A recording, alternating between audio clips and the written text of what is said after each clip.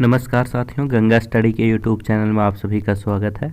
साथियों, आगामी 11th JPSC prelims का जो एग्ज़ाम तिथि है उसको ध्यान में रखते हुए आज आखिरी वीडियो होगा। ये एग्रीकल्चर और टेक्नोलॉजी का ये आखिरी वीडियो होगा और इसमें लगभग सारे चीज़ों को हम कवर करने का कोशिश करेंगे। इसके लिए 3 वीडियो पहले से अपलोड किए जा चुके हैं और आज इसका आखिरी वीडियो होगा और इसमें हम कुछ चीज़ों को स्किप भी करेंगे ताकि आपके एग्ज़ाम में जो पूछे जा सकते हैं उन्हीं चीज़ों पर ध्यान दें। और इसमें लास्ट में हम कुछ मिसलेनियस देखेंगे जहां से प्रश्न बिल्कुल पूछे जाते हैं। तो वीडियो के अंत तक बने रहें और वीडियो को पूरा देखें। पीछे का वीडियो अगर आप नहीं देखे होंगे तो आप डिस्क्रिप्शन में कुछ लिंक होगा वीडियो का और एक प्लेलिस्ट बना हुआ है जेपीएससी का, वहाँ पर आप जाके वीडियो को देख सकते हैं। वो काफ़ी हेल्पफुल होगा आपके एग्ज़ाम के लिए।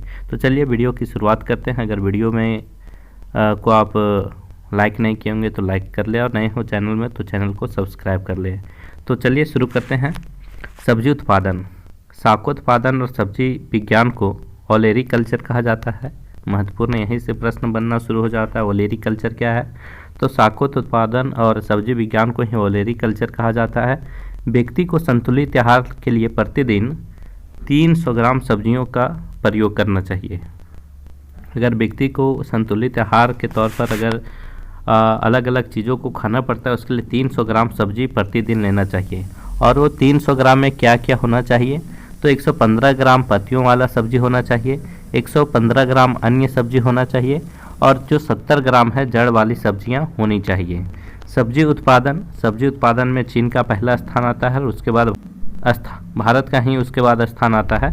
और उत्तर प्रदेश में पहला स्थान शीर्ष पर है सब्जी उत्पादन में, पश्चिम बंगाल और मध्य प्रदेश।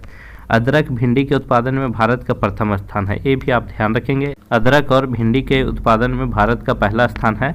और कार्बोहाइड्रेट्स सब्जियों में स्टार्च और शर्करा के रूप में उपलब्ध होते हैं। जो कार्बोहाइड्रेट्स होते हैं सब्जियों में वो स्टार्च और शर्करा के रूप में उपलब्ध होते हैं और यह शकरकंद, आलू, मटर, गाजर आदि में बहुतायत में पाए जाते हैं। सब्जियां प्रोटीन की अच्छी स्रोत नहीं मानी जाती है। जो सब्जियां होती है वो प्रोटीन की अच्छी स्रोत नहीं मानी जाती है। फिर भी चने की हरी पत्तियों, हरी मटर, लोबिया, बथुआ और फूलगोभी आदि जो सब्जियां हैं उसमें प्रोटीन की मात्रा अच्छी खासी होती है। सब्जियां संरक्षित तत्वों जैसे खनिज पदार्थ, विटामिन्स और रासायनिक पदार्थों का बहुमूल्य स्रोत होता है। सब्जियों में विटामिन की प्रचुरता, कौन सा विटामिन की सब्जी में पाया जाता है वो देखते हैं। तो विटामिन ए किन सब्जियों में पाया जाता है? बीट लीफ, विलायती पालक पत्तियाँ, कोलोकेशिया की पत्तियाँ, धनिया की पत्तियाँ और मेथी की पत्तियाँ में विटामिन ए पाया जाता है। विटामिन बी1 किस में पाया जाता है? तो विटामिन बी1 मिर्च और कोलोकेशिया की पत्तियाँ और टमाटर में बी1 पाया जाता है। विटामिन बी2 जिसे राइबोफ्लेविन के नाम से जाना जाता है तो वे मेथी की पत्तियाँ और एमेरेंथस में पाया जाता है बी2। उसके बाद है विटामिन सी जिसे अस्कॉर्बिक अम्ल के नाम से जाना जाता है। तो डर्मस्टिक पत्तियाँ, धनिया की पत्तियाँ, मिर्च और टमाटर में विटामिन सी पाया जाता है। कार्बोहाइड्रेट्स किस में प्रचुरता होती है?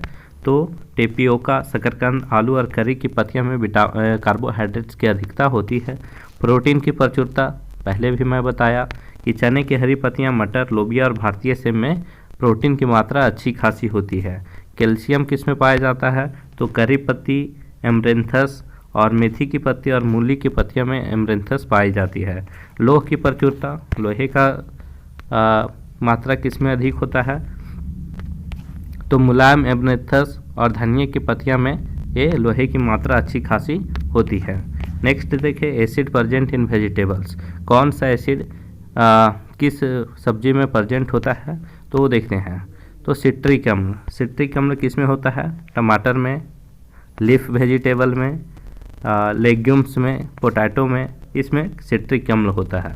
मैलिक अम्ल किस में होता है? मैलिक अम्ल कैरेट और ऑनियन में मैलिक अम्ल होता है। अब सब्जियों में रंग या कड़वाहटपन के कारण क्या होते हैं? ऐसे भी प्रश्न पूछे जाते हैं। तो मूली का तीखापन आइसोसाइनेट के कारण होता है। मिर्च में चरपराहट कैप्सिन के कारण होता है। कैप्सिसिन के कारण मिर्च में चरपराहट होता है। सलजम में चरपराहट कैल्शियम ऑक्जिलेट के कारण होता है। खीरे में कड़वाहट तो कुकर बिटेसिन के कारण होता है, ये ध्यान रखेंगे। प्याज में गंध प्याज में गंध किसके कारण होता है? तो एलाइल प्रोपाइल डाइसल्फाइड के कारण होता है। लहसुन में गंध एलाइसिन यानी कि डाइएलाइल सल्फाइड के कारण होता है। करेले में कड़वाहट मेमोर्डिकोसाइड के कारण होता है। पीपर का गंध ओलियोरेसिन के कारण होता है। आलू का हरा रंग सोलेनिन के कारण होता है। टमाटर का जो लाल रंग है वो लाइकोपिन के कारण होता है। और प्याज में पीला रंग क्वेरेसिटिन के कारण, प्याज का लाल रंग एंथोसाइनिन के कारण लाल रंग होता है प्याज में। उसके बाद मिर्च में लाल रंग कैप्सेंथिन के कारण होता है।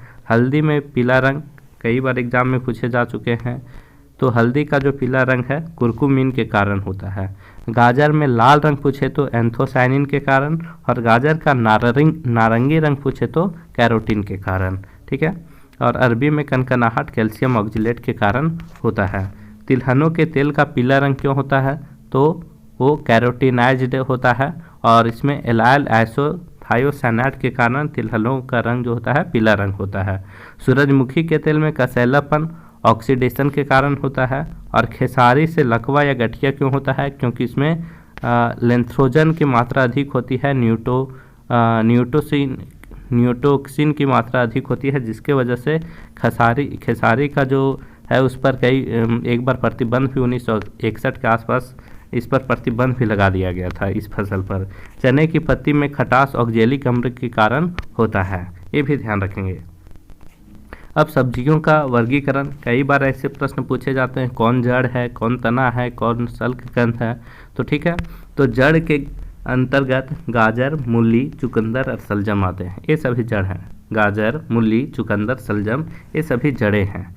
तना में आलू तना है, ध्यान रखेंगे, आलू तना है, अरबी भी तना है, गांठ गोभी भी तना है, और जिमी कंद भी तना है, ये सभी आप ध्यान रखेंगे। उसके बाद सल्ककंद के अंतर्गत कौन कौन आते हैं? तो सल्ककंद में प्याज, लहसुन जैसे फसलें आती हैं सल्ककंद के अंतर्गत। अपक्व पुष्प, फूलगोभी, ब्रोकली ये सब अपक्व पुष्प हैं। और फल के अंतर्गत कौन कौन सी सब्जियां जो कि फल के अंतर्गत आते हैं? तो वह हैं टमाटर, बैगन, मिर्च, भिंडी, ककड़ी, तरबूज, खरबूज, खीरा, लौकी, कद्दू, ये सभी फल के अंतर्गत आते हैं। बीज के अंतर्गत लोबिया और सेम आता है। नेक्स्ट देखें जीवन चक्र के आधार पर, तो भिंडी, टमाटर, लोबिया ये 1 वर्षीय फसलें हैं। उसके बाद मूली, गाजर, पत्ता गोभी, फूलगोभी, प्याज, ये सभी द्विवर्षीय फसलें हैं। उसके बाद बहुवर्षीय फसलें, परवल, लहसुन, हल्दी, शकरकंद, ये बहुवर्षीय फसलें हैं। ठीक है। उसके बाद देखें कुल के आधार पर तो कौन कौन से फसलें किस कुल के हैं? तो एमेरिलिडेसी जो है, एमेरिलिडेसी कुल के प्याज और लहसुन हैं। प्याज और लहसुन जो है एमेरिलिडेसी कुल के अंतर्गत आते हैं। और क्रूसीफेरा के अंतर्गत फूलगोभी, पत्ता गोभी, गांठ गोभी, मूली, सलजम, सरसों, ये सभी क्रूसीफेरा के अंतर्गत आते हैं। कुकुरबिटेसी के अंतर्गत कौन कौन आते हैं? तो लौकी, टिंडा, सीताफल, खरबूज, तरबूज, खीरा, करेला, परवल, कद्दू, ये सभी कुकुरबिटेसी कुल के अंतर्गत आते हैं। एम्बेलीफेरी, ये गाजर और धनिया एम्बेलीफेरी के अंतर्गत आते हैं। और लेग्यूमिनोसी, मटर, सेम, मेथी, बांकला, सोयाबीन और राजमा, ये सभी लेग्यूमिनोसी कुल के अंतर्गत आते हैं। और भिंडी जो है मालवेसी कुल के अंतर्गत आता है। अब कुछ फसल है और उसमें होने वाले रोग हैं, वो देखते हैं किसकी कमी से कौन सा रोग होता है फसलों में, वो देखते हैं। तो सलजम में वाटर कोर किससे होता है? तो ये मैग्नीज की कमी से। फूलगोभी में विफ टेल, ये मोलिबेंडम के कारण होता है। फूलगोभी में बटनिंग नाइट्रोजन की कमी के कारण होता है।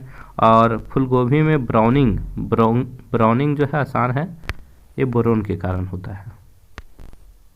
उसके बाद चुकंदर में हार्ट रोट, ये बोरोन के कमी के कारण होता है। मटर में मार्स रोग जो है मैग्नीज की कमी के कारण होता है। चुकंदर में चीतीदार पीला रोग जो है वो मैग्नीज के कारण ही होता है। उसके बाद गाजर में कोटा स्पॉट, कैविटी स्पॉट के नाम से जाना जाता है, जो वो कोटार स्पॉट वो कैल्शियम के कारण होता है। आलू का ब्लैक हार्ट रोग जो होता है वो भंडारण में ऑक्सीजन की कमी होने के कारण आलू में ब्लैक हार्ट रोग होता है। अब देखते हैं एक एक करके सब्जियों को। पोटैटो आलू का जन्म स्थान पेरू है। भारत 17वीं शताब्दी में इसे पुर्तगालियों द्वारा लाया गया था, ये भी ध्यान रखेंगे। आलू का उत्पादक उत्तर प्रदेश, पश्चिम बंगाल, बिहार शीर्ष पर है। देश में चीन और दूसरे नंबर पर भारत है।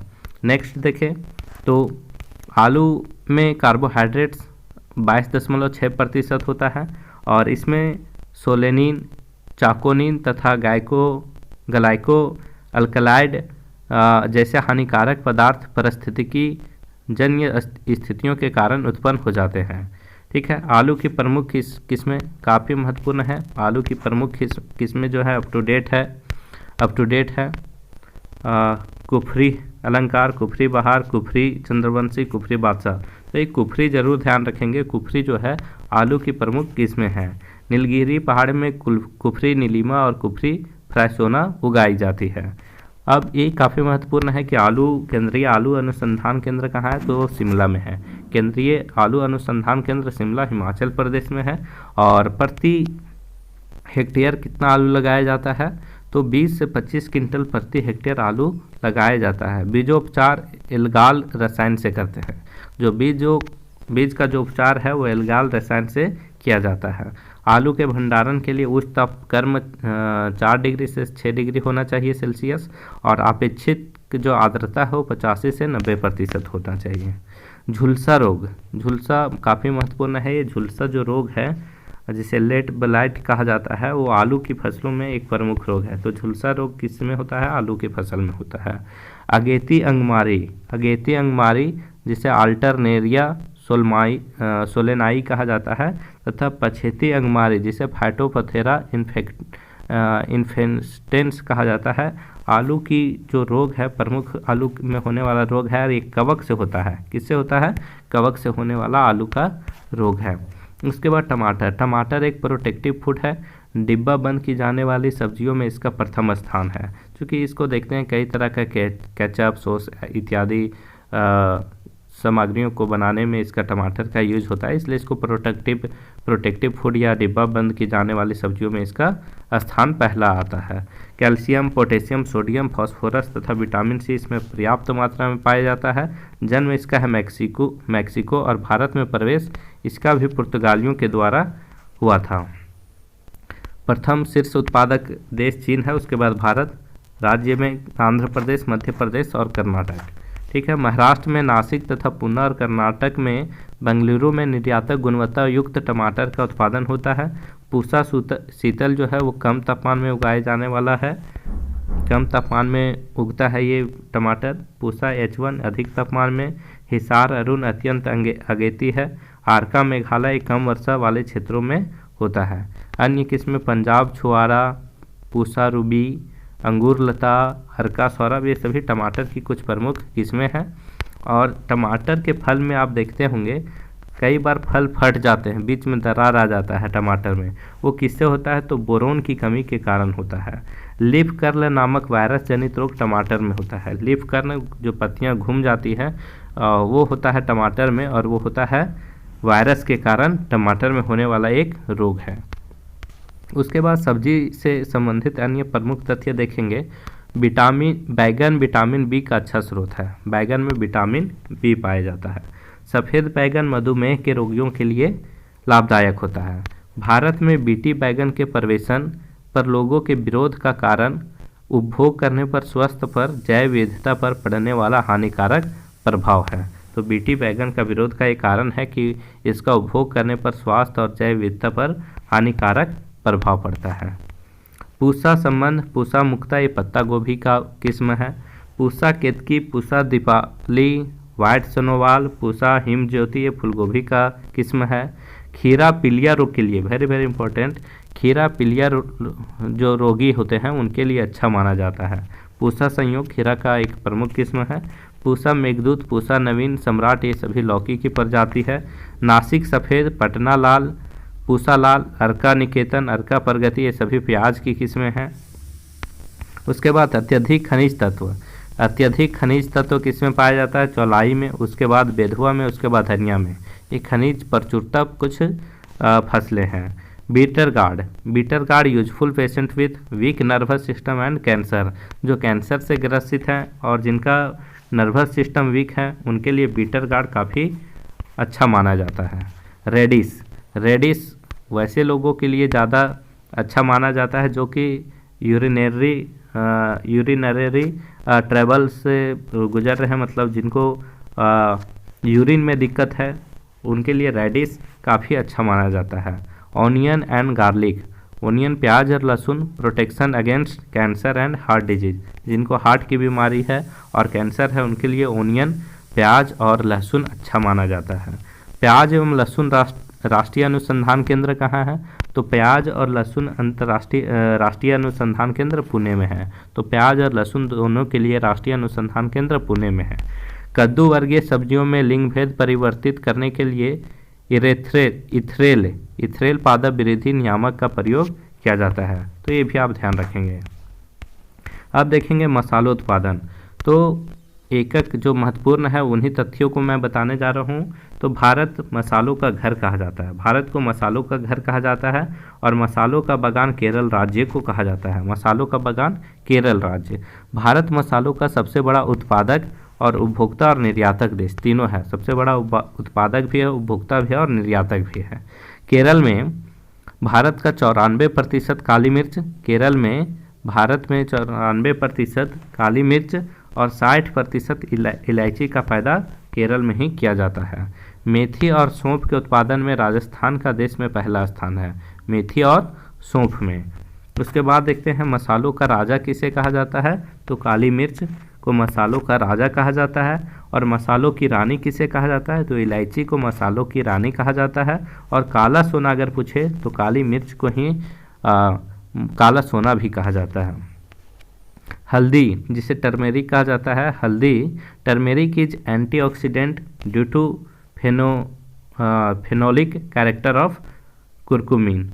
तो फिनोलिक कैरेक्टर के कारण ये एंटीऑक्सीडेंट होता है हल्दी, इसलिए इसको कई बार त्वचा में भी इसका प्रयोग किया जाता है। कुछ मुहासे फुंसी ऐसे निकल जाते हैं तो चेहरे को साफ करने के लिए टर्मेरिक हल्दी का प्रयोग भी किया जाता है। उसके बाद कुछ फसलें देखते हैं और शीर्ष उत्पादक राज्य। तो केसर के उत्पादन में जम्मू कश्मीर का स्थान आता है। उसके बाद देखें काली मिर्च केरल, कर्नाटक और असम में होते हैं। छोटी इलायची केरल, सिक्किम और कर्नाटक में। अदरक असम, महाराष्ट्र और पश्चिम बंगाल में। जीरा गुजरात, राजस्थान और पश्चिम बंगाल में। लौंग तमिलनाडु, कर्नाटक, केरल में। मिर्च आंध्र प्रदेश, तेलंगाना और कर्नाटक में। और हल्दी तेलंगाना, महाराष्ट्र और तमिलनाडु में। धनिया मध्य प्रदेश, राजस्थान, गुजरात में। लहसुन राजस्थान, मध्य प्रदेश और उत्तर प्रदेश में उत्पादित होता है। और मेथी राजस्थान, मध्य प्रदेश और गुजरात में। वेनिला कर्नाटक, केरल और तमिलनाडु में। तो ये सभी प्रमुख उत्पादक राज्य हैं। प्रमुख जो फसलें हैं, प्रमुख जो सब्जियां हैं उसके उत्पादक राज्य थे। अब लौंग जो है वाणिज्यिक लौंग एक सदाबहार वृक्ष सिजिजियम एरोमेटिकम अथवा यूजिनिया कैरियोफाइलेटा की बंद पुष्प कलिकाएँ हैं। ये जो लौंग है वो बंद पुष्प कलिकाएँ हैं। लौंग के जो वृक्षों में पुष्पन 18 से 10 वर्ष की आयु में हो जाता है। लौंग के वृक्षों में जो पुष्पन है 8 से 10 वर्ष की आयु में हो जाता है, परंतु वाणिज्यिक लौंग प्राप्त करने के उद्देश्य से पुष्प कलिकाओं का संग्रह 20 वर्ष पुराने वृक्षों से किया जाता है। इसीलिए लौंग आपको देखेंगे बाजार में थोड़ा महंगे मिलते हैं। सूखी पुष्प कलिकाओं के वाष्प आसवन से प्राप्त वाष्पशील तेल के मुख्यतः अवयव यूजिनॉल 70 से 90%, यूजिनॉल एसीटेट और कैरियोफिलिन है। लौंग का तेल जीव वैज्ञानिक अध्ययनों में निर्मलक यानी क्लियरिंग एजेंट व स्थापना माध्यम मॉन्टेनिक मीडियम के रूप में किया जाता है। ठीक है, तो इसको क्लियरिंग एजेंट के रूप में प्रयोग किया जाता है और मॉन्टिंग मीडियम के रूप में भी लौंग का तेल का उपयोग किया जाता है। उसके बाद अदरक एक परिरक्षित हरा अदरक, सूखा संसाधित अदरक। तो चूने के पानी से विरंजित अदरक को सूखा कर सौंठ तैयार की जाती है जिसे औषधि के रूप में प्रयोग किया जाता है। तो सौंठ जो कि औषधि के रूप में प्रयोग होता है वो अदरक से तैयार किया जाता है। अदरक के वाष्प आसवन से 1 से 3% वाष्पशील तेल प्राप्त होता है। इस तेल के मुख्य अवयव सेस्क्विटर्पिन या जिंजीबेरेन है। ठीक है, अदरक का तीखा स्वाद वो जिंजीरोन के कारण ही होता है। अदरक का जो तीखा स्वाद है जिंजीरोन के कारण ही वो तीखा होता है। हल्दी का रंग पीला इसमें उपस्थित क्यूरक्यूमिन के कारण होता है और इसमें प्रतिजैविक गुण पाए जाते हैं। भारत हल्दी के उत्पादन, उपभोग और निर्यात में प्रथम स्थान रखता है। दालचीनी, वाणिज्यिक दालचीनी सिनेमोमम जेलिनिकम नामक वृक्ष की सूखी छाल है। दालचीनी एक तरह कहाँ से प्राप्त होता है? सूखी छाल से प्राप्त होता है। सिनेमोमम की एक दूसरी प्रजाति सिनेमोमम तमाला की पत्तियाँ तेजपात के नाम से प्रयोग में लाई जाती है। तेजपत्ता जिसको बोलते हैं। जीरा, वाणिज्यिक जीरा क्यूमिन के सूखे फल हैं। इनके वाष्पशील तेल में क्यूमिन एल्डिहाइड नामक पदार्थ पाया जाता है। ठीक है, अब पुष्पोत्पादन फ्लोरिकल्चर देखते हैं। तो प्रकृति का गुप्त खजाना और आर्किड के विविध किस्मों का घर अरुणाचल प्रदेश को कहा जाता है। प्रकृति का गुप्त खजाना, आर्किड के विविध किस्मों का घर अरुणाचल प्रदेश को कहा जाता है। और भारत में सर्वाधिक मात्रा में उत्पादित होने वाला पुष्प गेंदा है। कौन सा फूल सबसे ज़्यादा भारत में उत्पादित होता है? तो वो गेंदा है। संसार में नीदरलैंड, जिसे हॉलैंड के नाम से जाना जाता था, पुष्प का सबसे बड़ा उत्पादक देश है। नीदरलैंड में सबसे ज़्यादा फूलों का उत्पादन होता है और भारत का सर्वाधिक खुला फूल लूज फ्लावर्स उत्पादक राष्ट्र है। पायरेथ्रम नामक पदार्थ जो कि एक मच्छर की मारने की दवा के रूप में प्रयोग होता है, जो है पायरेथ्रम नामक एक दवा है जो कि मच्छर को मारने में प्रयोग होता है। इस दवा का गुलदाउदी और गेंदा के पुष्प से प्राप्त किया जाता है। तो पायरेथ्रम एक मच्छर मारने की दवा है जो गुलदाउदी और गेंदा के फूल से इसे बनाया जाता है। बोनसाई यह ठिगने पौधे की खेती की एक जापानी कला है। बोनसाई क्या है? तो यह ठिगने पौधे की खेती एक जापानी कला है जिसमें पेड़ों को गमलों तथा मौलक सेल्स में उगाकर ठिगना बनाया जाता है तथा पुराने पौधों के आकार को ध्यान में रखकर ट्रेन किया जाता है। और वास्तव में इस कला की उत्पत्ति का केंद्र चीन को माना जाता है। भारत में मुगल बादशाहों द्वारा जो गुलाब है वो खास करके बाबर, नरगिस, डेफोडिलस तथा कारेंसन ईरान तथा मध्य एशिया से लाए गए थे। तो मुगल काल में ये भारत में गुलाब लाए गए थे। और फूलों का राजा भी किसे कहा जाता है? तो गुलाब को फूलों का राजा कहा जाता है। संसार में पुष्पोत्पादन के क्षेत्रफल की दृष्टि से भारत का प्रथम स्थान है। मतलब सबसे ज़्यादा एरिया में फूल लगाया जाता है तो वो देश है भारत। देश में सर्वाधिक क्षेत्र में चमेली की खेती की जाती है और 26 जून को गुलाब दिवस के रूप में मनाया जाता है। विश्व पुष्प बाजार में भारत की हिस्सेदारी केवल 0.4% की है, जो कि काफ़ी कम है। संसार में सर्वाधिक पुष्प आयातक 2 राष्ट्र हैं, जर्मनी और यूएसए। जो कि पुष्प का सबसे ज़्यादा आयात करते हैं वो है जर्मनी और यूएसए। संसार में प्रति व्यक्ति सर्वाधिक फूलों की खपत स्विट्जरलैंड में है। ठीक है, अब कुछ हार्मोन्स हैं, वो हम पादप हार्मोन सिर्फ आप नाम याद रखेंगे, हम डिटेल में इसका नहीं जाएंगे। ऑक्सिन, साइटोकाइनिन, जिब्रेलिन, इथाइलिन, तो ये सब पर हम ज़्यादा चर्चा नहीं करेंगे और सीधे हम ले चलते हैं कुछ महत्वपूर्ण जो मिसलेनियस है वहाँ पर ले चलते हैं जहाँ से आपके प्रश्न पूछे जाने की संभावना है। तो चलिए डायरेक्ट हम वहीं चलते हैं। ठीक है, आपके एग्ज़ाम के दृष्टिकोण से जो भी महत्वपूर्ण है वहीं तथ्यों को मैं बताने का प्रयास कर रहा हूँ ताकि आपके एग्ज़ाम में जो प्रश्न है वो सीधे सीधे यहीं से पूछे जाए, आपको ज़्यादा प्रश्न डायरेक्ट यहीं से देखने के लिए मिले। तो चलिए कुछ मिसलेनियस को देखते हैं। ठीक है, चलिए यहाँ से काफ़ी महत्वपूर्ण हो जाता है, यहाँ से कई सारे प्रश्न आपके बनते हैं एग्जाम के लिए। कैनिंग क्या होता है? फल व सब्जी को टीन के डब्बों में तरल पदार्थ के साथ भरकर वायु निकालकर इसे बंद करते हैं कि उसमें वायु अंदर ना जा सके, इसी को कैनिंग कहा जाता है। कैनिंग क्या है? तो फल व सब्जी को टीन के डब्बों में तरल पदार्थ के साथ भरकर वायु निकाल कर इसे बंद करते हैं ताकि वायु को अंदर ना भेजा जा सके, मतलब उसके वायु से संरक्षण के लिए या फिर हवा ना लग जाए, वो खराब ना हो जाए, इसलिए कैनिंग विधि का प्रयोग किया जाता है। उसमें क्या किया जाता है, वायु को वहाँ से निकाल दिया जाता है और डब्बों में तरल पदार्थ के साथ फल और सब्जी को बंद कर दिया जाता है, उसी को कैनिंग कहा जाता है। अब बॉटलिंग क्या होता है, तो कांच की बोतलों से परिरक्षण जो होता है, कांच की बोतलों में आप देखेंगे होंगे कई सारे जो फल सब्जियां कांच के बोतल में बने आते हैं, अचार आता है, तो ऐसा इसलिए होता है चूँकि उसको परिरक्षण किया जा सके, खराब होने से बचाया जा सके, इसीलिए इसे बॉटलिंग किया जाता है। स्कैल्डिंग क्या होता है, तो खौलते पानी में फल या सब्जी को उबालने के पश्चात छिलकों को अलग करना स्कैल्डिंग कहलाता है।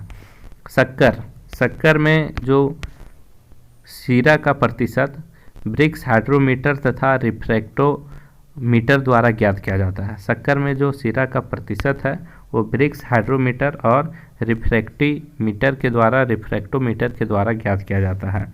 फल परिरक्षण की आधारशिला कैनिंग है। कैनिंग से सबसे ज़्यादा जो फल का है वो खराब होने से बचाया जाता है। किस पीएच मान पर सूक्ष्म जीवों की ताप प्रतिरोधकता सर्वाधिक होती है, तो वो उदासीन। जब उदासीन होगा उस पीएच मान पर सूक्ष्म जीवों की ताप प्रतिरोधकता सर्वाधिक होती है। अब फलों के रस से निर्मित पेय पदार्थ। स्क्वैश क्या होता है, तो 40% ठोस पदार्थ का विलय होता है इसमें स्क्वैश में। कार्डियल क्या होता है, मुख्यतः नींबू के फल से कार्डियल बनाया जाता है। ये फलों के रस से निर्मित पेय पदार्थ हैं, कुछ उसको देख रहे हैं, ठीक है। कार्डियल मुख्यतः नींबू के फल से बनते हैं। नेक्टर गुदे वाले फल से बनते हैं। बार्ली वाटर जौ के शत इसमें 30% होता है। बार्ली वाटर में जौ के शत 30% होता है। और फलों का सिरप शक्कर 65% होता है और फल का रस 25% होता है। पैक्टिन और शक्कर का बनाया हुआ जाल ही जेल कहलाता है। जो पैक्टिन और शक्कर का बनाया हुआ जो जाल है उसी को जेल के नाम से जाना जाता है। जेली जैम और मार्मलेड में कितना प्रतिशत शक्कर उचित होता है, तो जेली जैम और मार्मलेड में शक्कर का प्रतिशत उचित कितना है, 68.7%। 68.7% जेली जैम और मार्मलेड में शक्कर होता है। केचप चीनी भाषा का शब्द है। केचप जो है चीनी भाषा का शब्द है और सिरके में एसिटिक एसिड 4 से 10% पाया जाता है। सिरके में एसिटिक एसिड 4 से 10% पाया जाता है, ठीक है। टमाटर के केचप में लाल रंग लाइकोपिन के कारण होता है। पादप समूह जो नवीन विश्व में कृषि योग्य बनाया गया तथा इसका प्राचीन विश्व में प्रचलन शुरू किया गया वो है कपास, कॉफ़ी और गन्ना। तो वे पादप समूह जो नवीन विश्व में कृषि योग्य बनाया गया और इसका प्राचीन विश्व में प्रचलन शुरू हुआ वह है कपास, कॉफ़ी और गन्ना। सबसे अधिक तेल की मात्रा उस तिल में होती है। सबसे अधिक जो तेल की मात्रा है वो तिल में होती है। और कुछ फसल की प्रजाति सरसों का है वरुणा सरसों का किस्म है। मटर का किस्म है सपना मटर का किस्म है। और मूंगफली का किस्म है कौशल जो है मूंगफली का किस्म है। उत्पाद और स्रोत। अफीम जो है वो फल से प्राप्त होता है। हिंग जो है जड़ से प्राप्त होता है। रबड़ तना से होता है और कुनैन छाल से प्राप्त होता है। अल्फाल्फा एक प्रकार का घास है। अल्फाल्फा क्या है, एक प्रकार का घास है। पूसा सिंधु गंगा एक गेहूं की प्रजाति है। पूसा सिंधु गंगा जो है गेहूं की प्रजाति है। कंचन आंवला की प्रजाति है। फसल और रोग। बाजरा में अर्गट रोग होता है। तो अर्गट रोग किस में होता है, बाजरा में। मटर में बुकनी रोग होता है। बुकनी रोग मटर में होता है। और चना में उकठा रोग होता है। पूसा सुगंधा धान की किस्म है। और मालवीय चमत्कार अरहर की किस्म है। और पूसा बोल्ड सरसों की किस्म है। ये सारे जो मिसलेनियस में बता रहा हूँ काफ़ी महत्वपूर्ण है। दलहनी फसलों में संतुलित खाद अनुपात कितना होना चाहिए, NPK का, नाइट्रोजन, फास्फोरस और पोटेशियम का।